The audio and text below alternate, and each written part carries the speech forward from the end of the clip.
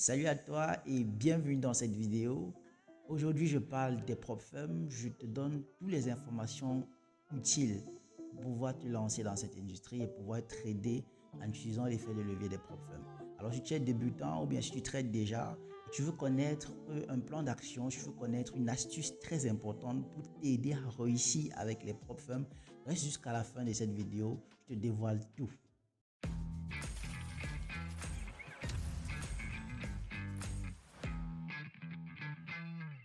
Ici Money Coach, votre trader.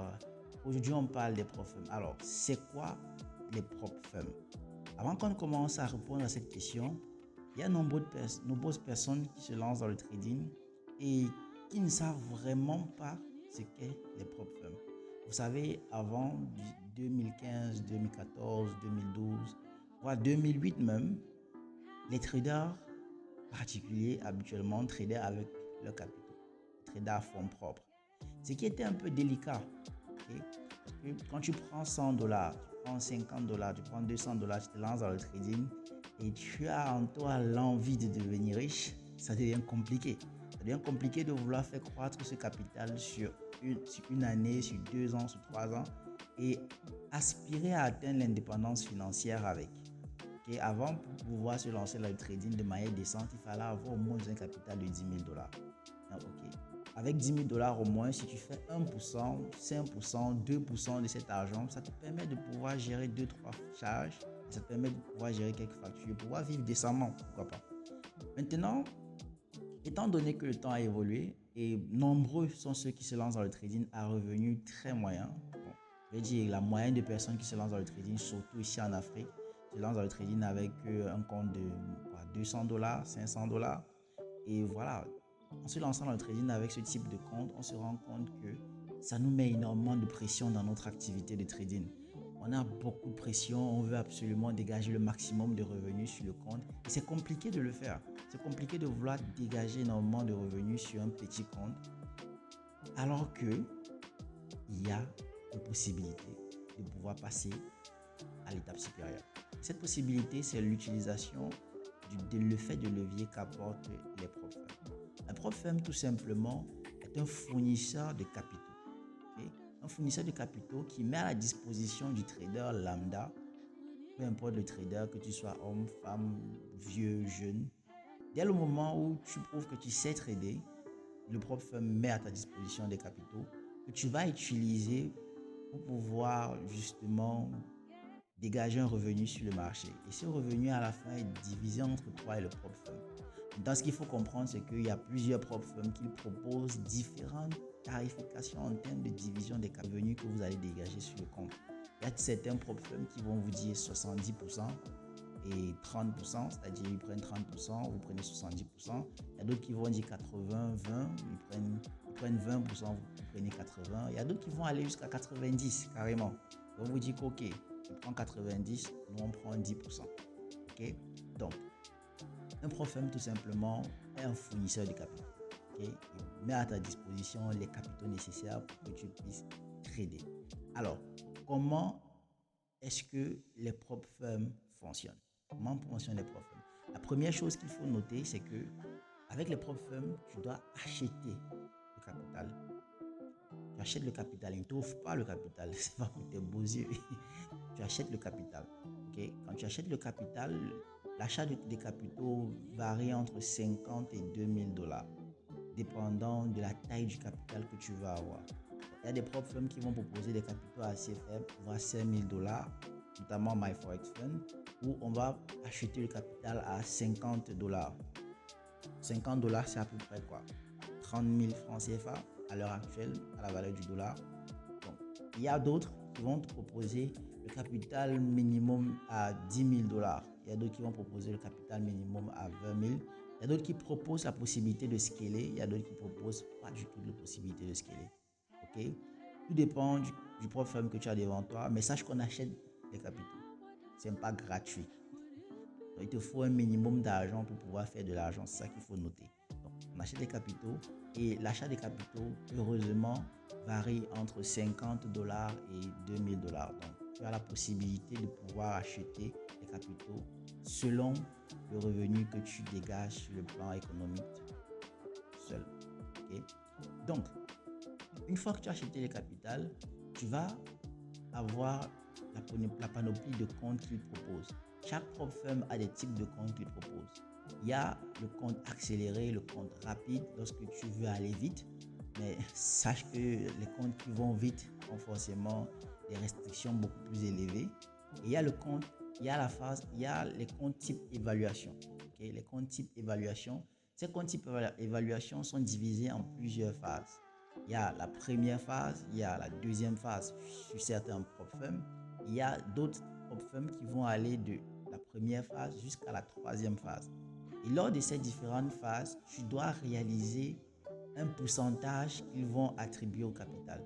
Ils vont te dire, ok, la première phase, tu dois nous réaliser 8% du capital. La deuxième phase, tu dois nous réaliser 5% du capital. Ou alors, certains prop firms vont dire, la première phase, tu réalises 10% du capital. La deuxième phase, tu réalises 10% du capital. Et lorsque tu réalises ces pourcentages, tu passes justement les différentes phases et tu as le compte en ta possession désormais.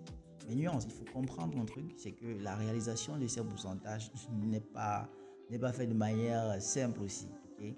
Il faudrait vraiment être un trader très discipliné. Pourquoi? Parce qu'ils mettent en avant des restrictions au niveau des quantités, bien je veux dire au niveau du montant que tu peux perdre. Okay?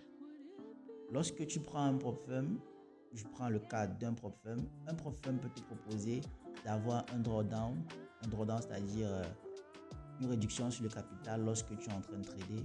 Tu auras un drawdown de 8%. D'autres vont te proposer un drawdown de 5%. D'autres vont te proposer un drawdown de 4%. Okay? Il y a deux types de drawdown. Le drawdown journalier, c'est-à-dire chaque jour lorsque tu ouvres ton MetaTrader ou bien tu ouvres ta plateforme de trading, tu as un drawdown bien défini pour ce jour-là. C'est un drawdown qui sert de stop loss pour le prop firm. C'est-à-dire dès que tu atteins ce quota de perte, si tu débordes ce quota de perte, tu as perdu ton compte. Mais si tu restes dans les prémices de ce quota de perte, tu gardes encore ton compte. Donc ça peut être 5%, ça peut être 4%, ça peut être 10%. Donc, tout dépend de toi. Alors, tout dépend du prop firm, autant pour moi. Maintenant, il y a le drawdown maximal. Le drawdown maximal va de 10 à 12%. Il y a certains prop firms qui ont un drawdown maximal même de 8%. Okay? Ça va de 8, 10, 12%. Okay? Et là maintenant, lorsque tu atteins le drawdown maximal, le compte est automatiquement retiré en fait. Le compte est automatiquement retiré. Donc, tu as un drawdown journalier qui varie et tu as un drawdown je vais dire total qui varie aussi. Ça varie selon le prop firm. Okay? Donc, tu choisis ton prop firm en fonction du drawdown que tu es capable de supporter. Si tu prends un prop firm et que tu veux aller en compte type accéléré, sache que les drawdowns seront assez réduits. Ça peut aller de 2 à 3, 4%. Et il y a d'autres qui vont te dire un drawdown fixe de 3%. Okay? Maintenant, il y a un drawdown maximal sur les comptes aussi accélérés qui vont te dire, un compte accéléré, un drawdown peut-être de 8% ou bien de 5%. Tout ça, les prop firms, ils vont te mettre ces règles bien définies pour que tu puisses lire et que tu puisses comprendre ce qui est en train de se passer. Ils ne vont pas te laisser aveuglément prendre un compte toutefois sans que tu ne connaisses les différentes conditions autour de ce compte. C'est à toi maintenant, le trader, lorsque tu choisis ton prop firm, de lire méticuleusement les différentes conditions avant d'acheter le compte chez ce prop firm là. Okay? Tu lis les conditions pour savoir est-ce que ça m'arrange ou est-ce que ça ne m'arrange pas. Et si ça t'arrange, tu peux acheter le compte. Et si ça ne t'arrange pas, tu peux ne pas acheter le compte. Tu peux changer de prop firm. Ok. Maintenant, une fois que tu as choisi ton prop firm, tu as choisi ton compte, ce qu'il faut savoir maintenant est très simple. C'est que tu dois comprendre quelque chose d'important. Oui, tu dois comprendre quelque chose d'important. Les prop firms ne sont pas régulés. Oui, les prop firms ne sont pas régulés. Les prop firms ne sont pas régulés tout simplement parce que c'est une industrie qui vient tout juste de naître. certains grands traders ont vu l'opportunité derrière. Ils ont vu que les traders qui viennent se lancer sont sous-capitalisés. Donc, ils ont décidé de créer des prop firms. Mais en ce qui concerne la régulation dans le monde, tu vas souvent entendre parler des régulateurs qui ont sanctionné certains prop firms ici et là, bien qui ont mis les prop firms sur les listes noires. Pas de panique, ne panique pas. C'est vrai, le secteur n'est pas régulé. Il n'y a pas un régulateur précis qui vient réguler tous les prop firms. Mais tu dois comprendre que c'est étant un business, ceux qui lancent ce business veulent le réussir. Ceux qui lancent ce business veulent faire du profit. Donc forcément, ils ont intérêt à ne pas fermer le prop firm du jour au lendemain. C'est vrai qu'il y a des prop firms qui ont fermé avec l'argent des gens. Il ne faut pas que je te montre. Il y a des prop firms qui ont fermé avec l'argent des gens. Mais jusqu'ici, là, on joue sur le fait qu'il y ait des prop firms qui ont une notoriété et qui sont présentes sur le marché et qui délivrent le service de prop firm normalement et correctement et chez qui des traders ont valablement reçu des paiements. Et c'est sur cette base-là qu'on décide donc de se créer des comptes. La plupart du temps, on crée des comptes chez un prop firm qui a un background avec des paiements auprès des traders, qui a un background en termes de bons services, en termes de services clients très bien structuré et avec une bonne plateforme de trading et tout cela. Mais tout cela, tu vas connaître cela lorsque tu vas choisir effectivement ton propre firm et que tu vas commencer à trader avec ce propre firm-là. Maintenant, je vais te révéler quelque chose de assez délicat.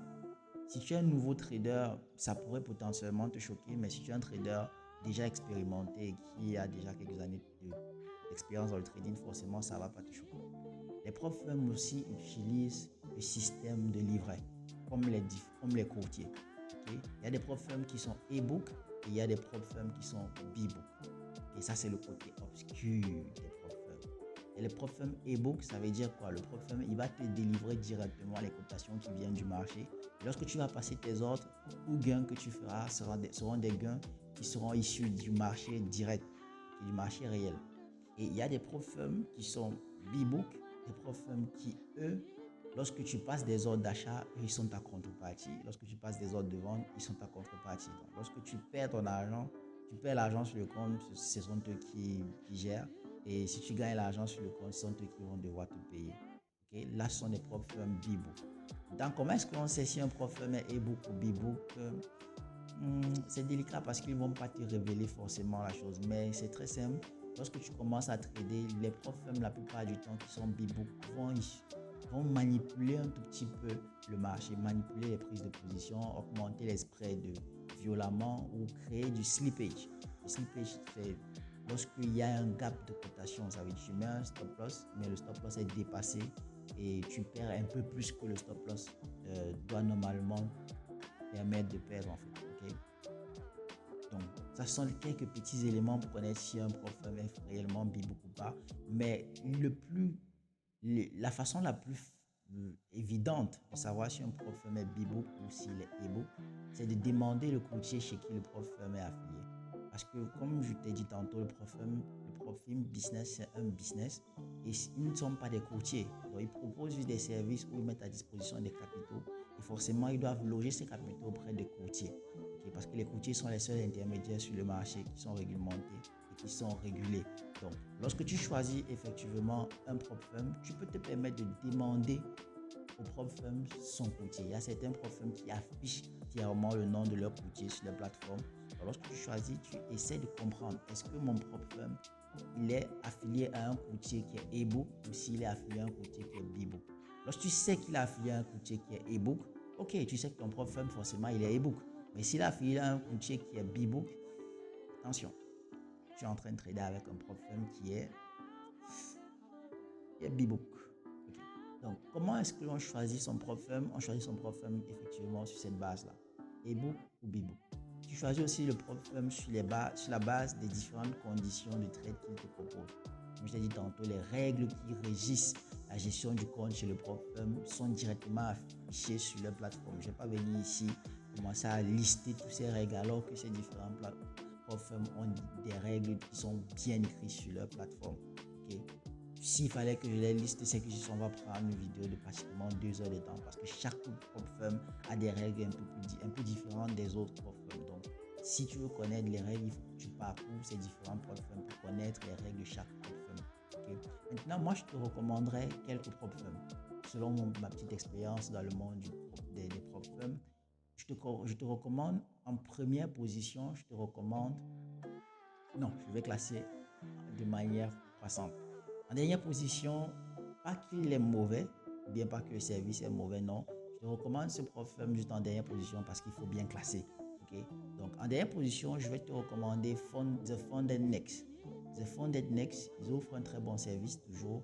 Ils permettent aussi aux traders d'avoir 15% de profit sur ce qu'ils ont gagné lors des différentes phases d'évaluation.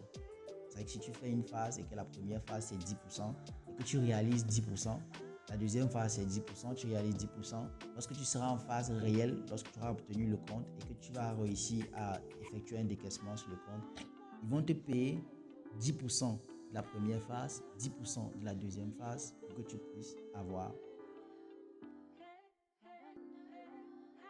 un argent dans ta poche. Donc, après, le prop firm suivant que je te recommande, c'est The Funded FX. The Funded FX, lui, par contre, lui ne propose pas les mêmes services que The Funded Next. Et le Funded FX a quelque chose de très intéressant, c'est qu'il te propose de pouvoir trader avec une période illimitée. Je n'ai peut-être pas souligné ça lorsque j'étais en train de parler des règles autour des prop firms, c'est que les différentes phases que tu passes ont des périodes bien définies. Et si tu vas passer la première phase, on va te dire que c'est en 30 jours. Tu passes la deuxième phase, on va te dire que c'est en 60 jours. Et comme j'ai dit tantôt, tout dépend des prop firms. Comme celui-ci, The Funded FX ne propose aucune limite. Donc, si tu donnes une phase, si tu prends un compte à 2 phases, tu as un temps illimité pour passer ces 2 phases-là. Mais les pourcentages et les drawdowns sont déjà bien définis et tu dois tout juste les respecter. Après, le suivant, c'est The Funded Trader. The Funded Trader est aussi excellent, très bon en termes de qualité de service, en termes de communauté, ils sont très bons. Les paiements sont très rapides et ils sont aussi des e-book Funded Traders, Funded Prop Firm. Okay? Alors, en deuxième position, FTMO. Beaucoup de personnes connaissent bien FTMO, donc vous faites des recherches sur FTMO.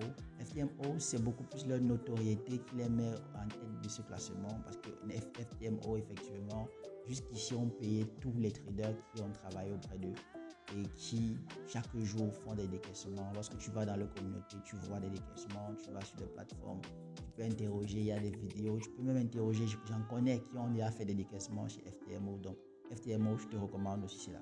Et en tête de liste, je te recommande MyForex Fund. Si tu veux t'inscrire à MyForex Fund, le lien est toujours dans la description. Tu peux t'inscrire sur MyForex Fund en utilisant ce lien et tu vas bénéficier d'une réduction de 5% sur ton inscription. Tu m'envoies tout juste un message en cliquant toujours sur le lien suivant. Il t'amène directement à mon WhatsApp. Tu m'envoies ce message et je t'enverrai le coupon pour que tu puisses bénéficier de la réduction directement sur la création de ton compte. Alors, MyForex Fund, je choisis MyForex Fund en tête. Pourquoi? Parce que le passage des phases assez facile et il te donne un très bon drawdown, 12%, le plus grand drawdown de toute l'industrie. Il te donne 5% de drawdown journalier et aussi l'un des plus grands de l'industrie. Et ils te font des phases qui te permettent de prendre des retakes à l'infini. Ça aussi, c'est très important parce que tu peux ne pas être capable de passer la première phase en directement 30 jours, dont ils te permettent de pouvoir revenir encore et encore et encore pour essayer de passer cela. Et c'est quelque chose de très magnifique en fait. Ça aide le trader à pouvoir justement se déployer avec le temps qu'il faut pour pouvoir passer les différentes phases et pour pouvoir décaisser. Et MyForex Fund aussi, j'en connais plusieurs qui décaissent avec MyForex Fund, même dans notre communauté. Si tu fais partie de notre communauté, tu peux cliquer sur le lien Telegram, tu vas entrer directement dans notre communauté. Même dans notre communauté, il y en a qui tradent avec MyForex Fund et qui ont jusqu'ici fait aussi des décaissements avec MyForex Fund. Moi aussi, j'ai fait des décaissements avec MyForex Fund. C'est très intéressant, ils sont très rapides, le service client est très bon. Donc, c'est pour ça que je les mets en tête de liste. Okay? Alors, maintenant que tu sais tout sur les prop firms, tu sais tout, comment choisir les prop firms, qui sont les prop firms, qu'est-ce qu'ils proposent. Alors moi, je te proposerai donc une légère stratégie pour pouvoir réussir à trader avec ces prop firms.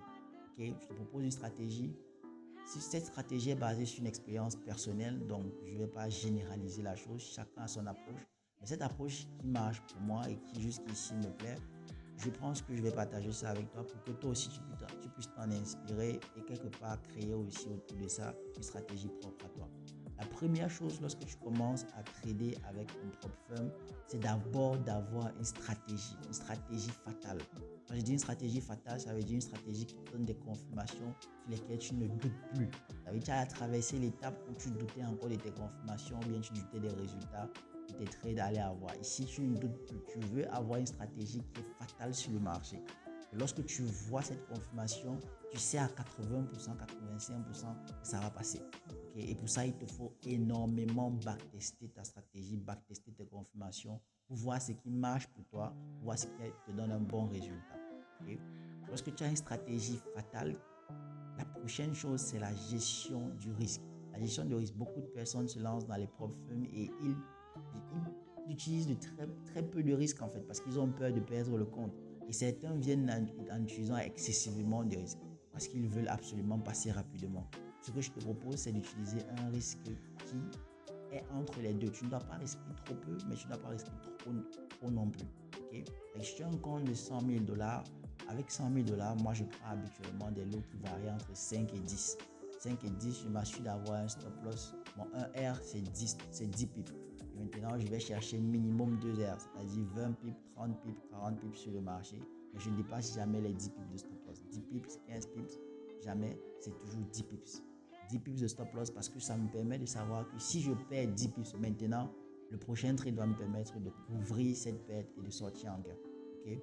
Donc c'est ça ma stratégie fatale en ce qui concerne la gestion de risque. Je m'assure toujours d'avoir un bon R et je m'assure toujours de prendre les meilleurs setups. Ça veut dire que je classifie mes setups, je sais que ça c'est le setup premium. Si je le vois, je ne doute pas, je sais qu'il va partir, il va parcourir minimum 20 pips sur le marché, ce qui me permettra de pouvoir sortir de là avec un gain.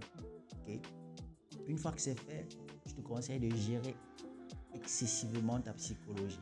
La plupart du temps, les gens vont passer la première phase, passer la deuxième phase, mais lorsqu'ils vont obtenir le compte, ils vont tout gâter. Okay? Tu dois être capable de gérer ta psychologie au maximum. Et tu passes la première phase, tu passes la deuxième phase. Lorsque tu arrives en phase réelle, la première chose que tu dois avoir en tête, c'est d'abord de récupérer ton argent avec lequel tu as payé le compte.